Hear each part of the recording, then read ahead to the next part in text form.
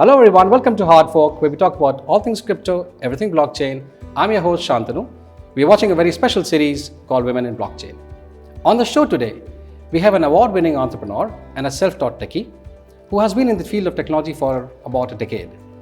She has been a mentor to many women entrepreneurs, a CEO and co-founder of a company called Ethx.co, and also directs and creates a podcast called Living on Blockchain. Please welcome Tarusha Mittal to the show. Tarusha, Hi. welcome to the show. Thank you so much, Shantanu, for inviting me. It's a pleasure. It's a pleasure for us too. Like I've been asking all the other women who have been on the show, there's a journey to every person who comes into blockchain. So what is Tarusha Mittal's journey on blockchain? Right. So I have been an entrepreneur for nearly a decade now. I co-founded my first company in 2011 with my co-founder Mohit Madan. We've known each other since we were 7. Okay. And it was a data center company. So we bootstrapped a data center, then we turned it into a cloud infrastructure and subsequently a cloud infrastructure management platform. Once that platform was done and ready and dusted, then we thought, what next? And then there was blockchain, and we thought about creating a decentralized cloud and started working on blockchain.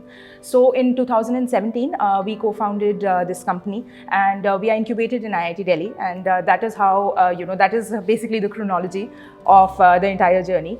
Regarding getting into blockchain and crypto, so I have been in this space professionally from 2017, but even earlier I was very fascinated with blockchain and cryptocurrencies. I think anybody who was in the tech space, they were intrigued by that particular white paper that Satoshi The came Bitcoin up white with. paper. Yeah, so I think everybody wanted to read it and wanted a bite of it. So once we started looking at what next, that is when we started talking about blockchain and we thought about creating a decentralized cloud. So that is what we are doing now. That's the vision that Ethx has.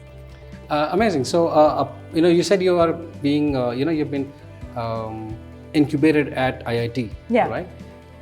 How did that come about being, you being into IIT and IIT trying to incubate you? Right. So I was a part of WE, which is a women empowerment accelerator that they have. And then I was actually a gold medalist of that particular batch. And post that, we were interested in getting incubated at IIT because we were looking for connects and we were looking for POCs for our product, and we wanted the technological help as well. So that is how we pitched to FITT and we got in, and right now we are incubated at IIT. Oh, that's exactly. So Tarusha, you being a COO of a company, all right? I'm sure there are a lot of challenges that you face while doing business, all right? Yeah. So what are some of those challenges which you face, and how do you overcome them, or what are the plans to overcome them? How do you strategize to overcome them? Sure. So with operations, I think the day-to-day challenges are quite a few. The biggest challenge that I have faced is in talent acquisition. So getting the right people to do the job in the given timeline, that is something that has frustrated me no end. But now I think I'm getting better at it with the hiring process and sort of honing that process, getting more people involved, perhaps having somebody to delegate as well. Because initially when we started, it was a very small team, and it was we took the wrong DIY approach, and so everything was onto me. So then it was a much bigger challenge. Right now, as I said, it's gotten better. But yeah, talent acquisition, I think, can become a big problem, because you want somebody who's cohesive with the team, who works well with the team, who can work at the same pace that you expect them to, and that can be a challenge. So I think that has been one of the challenges. Obviously, with operations, the business part of it is there, so you have to keep the company afloat. The idea is to keep the books in green. So that is, I think, a challenge that everybody faces. It's a business ultimately. So yeah, those would be the two.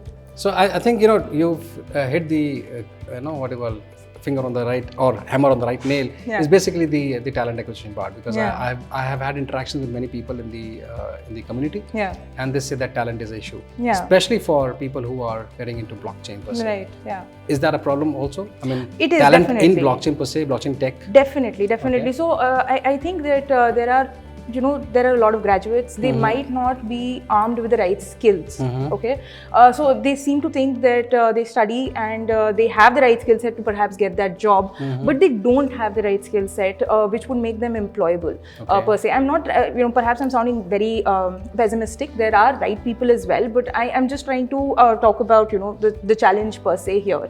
And with blockchain, it becomes more pronounced, because this particular space is so much in its infancy and the sector is new, so everybody wants to hop onto this bandwagon, right? Everybody wants that tagline that, okay, I'm a blockchain developer, but then you don't have the right creds, and that can be problematic, because you waste a lot of time, because you're going with the tags and with the lines. Okay, you are a blockchain developer, and when you start talking about talking to them, then they don't have the faintest idea about R, Python, whatever, and they just they are more schooled in the old languages, Java, etc., which is not relevant. And so that can be challenging. But not to say that those people cannot be a part of this field. They can be, even without having those particular creds that that particular job is looking for. They can be. I think everybody can be a part of this sector. It's just that you need to have the right approach. It cannot just be for the sake of it, that you want to jump onto the bandwagon of blockchain and you don't know what the technology is. So great. I think the point where you mentioned that the talent acquisition is an issue, and the skills or the creds of the person who comes to for employment is an issue. What do you think is apart from the training programs and all, how do we increase? One is of course the blockchain literacy, and two is the financial literacy, because there's an element of crypto in the entire system which actually enhances value. So how do we go about getting into or improving employability of people, or like people like you, and of course the financial literacy of the country? Absolutely. Okay. So for blockchain literacy, I think the right kind of information needs to be disseminated. So I think with shows like yours, with the podcast like mine, we are trying to actively do some good within the community. We are trying to disseminate the right kind of information, because the mass media, they have kind of demonized crypto and blockchain to quite an extent, and they don't do fact checking. So that has kind of created a perception in the heads of people, and that's not a good perception per se. So that needs to be dismantled, and that can only happen, I think, with good thought leaders who are in this sector, who actively go out of their way to create the right kind of content. I think that is how it's going to happen. And obviously, we need to be creating, like the companies need to be creating solutions that would actually help and become a part of everyday life for people and for users. Yeah, absolutely. Right? Absolutely. Yeah. So I think that would help with blockchain literacy. And I think the government is also taking steps, because their platform, I think it's called Swayam, they recently, in collaboration with IBM, they did a course on blockchain fundamentals, and it was a free course, but again it was with IBM, so they have their own DLT and it's not a blockchain, and then people don't know the difference between the two, then it becomes a little complicated. So as I said, there needs to be more right kind of information. Thought leaders need to come out more strongly with their opinions. So right now I think there is also a lot of fear, because there is a gray area, the matter is sub judice. So people don't want to come out and say, okay, we are working in crypto, and that will get you into trouble potentially if the bill goes against you. So I think thought leaders need to come out more actively and at least talk about the technology a lot. Like Andreas Antonopoulos does. He says that the price doesn't matter of the cryptocurrency or tokens. What matters is the technology, the network that it is creating. So fall in love with that. So that is what we need to be talking about for blockchain literacy. And while the industry itself is in a very initial stage, a very nascent stage, the evolution of blockchain is still happening around, and I think the acceptability towards crypto is slowly creeping in. People have understood, because I think if you remember, there were two distinct documents which were brought out by the government, by the steering committee. One was basically saying this says ban cryptocurrency, and the second one with the steering committee said no, ICOs are good. All right, and that's where where we stand right now. I think we'll have to wait probably when the entire thing works and the entire thing evolves. But as she said, that thought leaders need to come up with good content, need to share a lot. And that's where we are right now, isn't it? Yeah. That's exactly where we are. Regarding financial literacy, as you asked, I think this is something that is very basic, but it needs to. I'm a firm believer in believing, the people here in India, they tend to have a lot of scarcity mindset. They have a scarcity mindset around money and any kind of resources. I think that is something. So we tend to hate the rich for no reason of their own, just because they are the rich, and on a subconscious level we will say, okay, no, we don't, but people will hate on them, and the mass media kind of propagates it. And I think that in itself, that's a very fundamental thing that it's a mindset thing that needs to change. But regarding financial literacy, I think obviously education institutes need to do perhaps a better job to teach something that is more relevant, which is in financial literacy, perhaps how to do your taxation, etc. We were taught that in maths, but it was at a very basic level. And this is something that I think everybody needs to be sort of be more proactive, perhaps be more aware, because if just because you weren't taught in school or in college, there's no excuse that you can't learn. You have the internet in this day and age. There's no excuse to not be able to learn anything. So you can perhaps just go online and sort of teach yourself. And there are so many videos and there's so much content available online. So yeah, you're right. When we I had a guest in a previous show, in the previous episode called who was Anjan Thakur, right. And she said that that the blockchain and crypto are going to disrupt the entire scene of financial. I think people should start learning. All right. At a very basic level, even the chartered accountants who are helping us, do the entire taxation and all that, they should also have a different curriculum. Okay, which will talk about blockchain and all other emerging technologies. That's how, because it's going to disrupt their business. Absolutely. It's going to disrupt their work that they do. Okay, cool. So, coming to, you mentioned about, your podcast, right? Living on blockchain, all right? And you mentioned a very good thing or a statement you made in that first episode you had was balance is key. All right. We are sitting in a show called Women in Blockchain. Right. And we've interacted, we told that there are only 1,000 women or maybe 2,000 women who are pursuing all right, this technology or business in this technology. So be it techie or non-techie, right? How do we go about creating a balance and have more women advocates coming onto blockchain? Okay, so I think the onus would fall on men as well as women, but perhaps women a little more because they need to believe in themselves a little more. They need to come out and say confidently that this is what we do and this is how we are adding value to this movement. Absolutely. Any movement cannot be successful unless it is inclusive, and that is something I say a lot in my podcast as well, and wherever I talk, that movements need to be inclusive. So you need to have the voices of women, and I think women bring a different kind of leadership to the table. And I'm not like some sort of a men-hating, a person that I might be coming across. But I think that there, as I said, balance is key. Like that. Yeah, so there's balance. So there has to be a balance in terms of the gender ratio. And as for getting more women involved, I think again because it is in such a nascent state, we need to talk to people more. So what happens is, I think people think that maybe we don't. I don't have the requisite skills to get into blockchain because I didn't study this, and I don't even know what goes into it.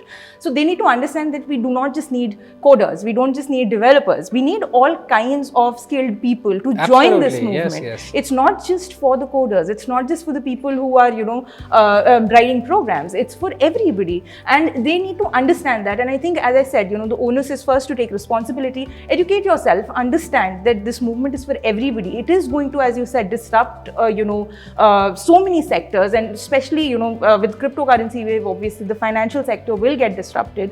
So it is something, the onus falls on you, that you need to really, and obviously men should be more encouraging, and they should perhaps try to get in more women on board and listen to them actually. And women need to really stop apologizing for their success, for not getting in, and just stop apologizing in general, I think, and just be confident. Great. I think it's a very good message that we have to take forward, that the onus lies on the men and women both on creating a better state of opportunities for everyone here. And I think, as you mentioned, women need to come forward and learn new things, and that's where probably we'll have more women advocates coming in. Absolutely. Place. Yeah. Good. So coming on to one of your businesses that you mentioned last time was something called trusts.co. Right, yeah. Why don't you regale us what exactly is your vision with trusts.co? Sure. So Trusts is the first blockchain app that we have created over the decentralized network. Okay. And this is a blockchain, a turnkey solution. So it's a smart digital signature platform. Okay. So think of like HelloSign except on blockchain, and a ton of more added functionality. So we are basically enabling enterprises in eliminating the single point of failure when it comes to their most critical documents. We are helping them in reducing their carbon footprint because they are doing this digitally. We are also helping them add a blockchain layer to their existing system because we are an API first platform, so that they can improve their processes. Okay. So that is what is Trust. We've just recently launched it, and I'm pretty excited. Okay, cool. Yeah. I would love to know more about it when we probably have to see this more. Sure. But so Trust.co is on Ethx, right? Yeah. So Ethx as a whole, what is the ecosystem all about? Right. So Ethx we started Ethx with the vision that it's a decentralized network that we are creating. What that essentially means is that anybody, any end user with some spare computing resources on their phone or their mobile can lend it out to a central network and get paid for it, and enterprises can host their data and their web apps on it. So this particular decentralized network is what is Ethx. We call it the Soul Machine Innovations Network. So that is what the network is called, and the token will be accordingly. But this particular network is still being tested for scale. We haven't really opened it out for public yet. Hence, the first app that we've launched in it is also our own app. We'll open it to the developers soon, and then other developers can create their own turnkey blockchain solutions. So how is it different from a CR coin or a storage? Thing, right? So storage does it for particularly just storage. So this is just for if you want to save something and just for data. We are trying to give our enterprises the computing capability as well. Okay. So that is how we are different. Okay, cool. Yeah. So it's not only storage. It's also computing power. That's yes. So Tarusha, coming to the burning topic right now, which is basically crypto. Right. All right, crypto. Some people want to ban it. Yeah. Some people say don't ban it. Right. All right. While we fight with the government, or we talk to the government and figure this out for ourselves, how do you think that people who are thought leaders in this industry, how can we make crypto or cryptocurrency or assets, whatever we're going to call them, more accessible to the common people? Okay, so I think the onus falls on both entrepreneurs as well as the policymakers. So the policymakers need to understand that ultimately they would not be able to ban cryptocurrencies per se. True. They can just create a very hostile environment for business to run. So businesses would move abroad or to to greener pastures. Which is already happening. Yeah, it's already happening. There are so many companies that are set up abroad, and they would rather be doing their business abroad where this kind of hostility is not there. Right? So I think the onus falls on a little on the policymakers that if you want to really drive an innovation, then regularize it, tax it, but you sort of create a policy around it which is inclusive, and that is something that they can do. For entrepreneurs, obviously, as I said, that we need to really create solutions that are going to become a part of everyday life which have blockchain in it. So because I think that users won't even come to know that perhaps it's a blockchain related solution, because how would they even know? But we can tom it the right way, and just make sure that it is being drilled into the end user's head that look, the blockchain is actually adding efficiency in your life in some way, or solving some sort of a pain point or an itch in your life. So that is important. I think the big enterprises, they already realize it. The sectors realize that. I think supply chain, this particular sector has been disrupted to quite an extent by blockchain. So I think, and medicines and doctors, hospitals want to sort of come on, put in their data on blockchain. Not all of them, but some of them do. I mean, if it's a permission network or exactly. Obviously, it can be a permission network. It doesn't have to be. People, again, because there are so many misconceptions. People think that it's on blockchain. It'll be public information. It doesn't have to be. And even if it is, if it's encrypted, how would anybody know what is being put on blockchain? So that is again, this is where the thought leaders, the onus comes on the thought leaders, that you need to actually tell people and talk about the right things rather than just talking. I don't believe in just being a rebel without a cause. So I don't think that it should just be okay. The government shouldn't ban it. Government is bad, and what are you doing, right? But what is important is what are you doing to actually change the perception of the government also. So if you are sending out the right kind of information, perhaps it will fall in the right ears, and then you've done your part. So that is what is important. So you're right. I think the right kind of messages has to go across to all the common people from the thought leaders that that crypto is not bad or the government is not bad. We can't be a rebel without a cause. We have to really bring it down to real knowledge, real education, down to the masses, and then we can build slowly on that. And that's how it works, right? That's how it should work. That's how any sector, I think, works. Any new technology, it grows onto itself. It's incremental. It's incremental. That's a very good point. Tarusha, we are almost at the end of the episode. I wanted to ask you two specific questions, which I've been asking the other ladies also. Right. Okay. One is, of course, any messages that you have for the women out there? Sure. So just be more confident, be more out there. And this is something I've been saying throughout my entrepreneurial journey. Be shameless. Just go out there and ask. You'll meet the right people. You'll find the right support. But you need to have that confidence yourself to perhaps, just go out there initially. So that's what's important, I think. Absolutely. I think this is fantastic. I'll probably pass it on to my daughter also. Yeah, follow your Absolutely. dream. Follow your dreams. Yeah. Don't leave your dreams and be shameless. Come forward. Nothing's going to happen. Yeah, what is the worst that will happen, right? You'll just fail. Absolutely. How does it matter? It's your reaction, your response to failure that matters. What people are usually afraid of is how other people will react when they fail. It doesn't matter. They are not paying your bills, you are. Just go and live your life. So it's also mental conditioning that we need to work on when it comes to coming forward and doing and failing if required. Failing, yeah. If it comes to that. Failing is such a taboo here, especially in India. I think abroad people wear failure as a badge of honor, and here somehow, like in some countries, it's a cultural thing. I think, but in India per se, I know that failure is really like looked upon. Okay, no, wo to fail ho gaya. So it's not a good. It's not really looked upon as somebody. At least that person tried. What are you doing? At least you took a step. Yeah, you did something. Good. Great, Tarusha. My last question. Yeah. What is Tarusha's superpower?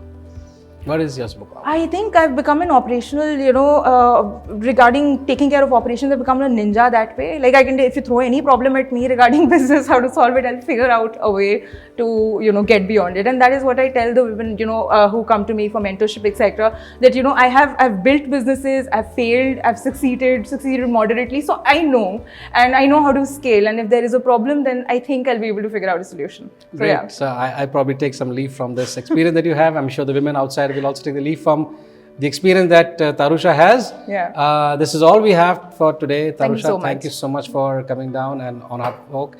Much appreciated. Thank you so much. It's been a pleasure. It's a pleasure. Thank you, ladies and gentlemen. We'll catch up in another episode. Goodbye.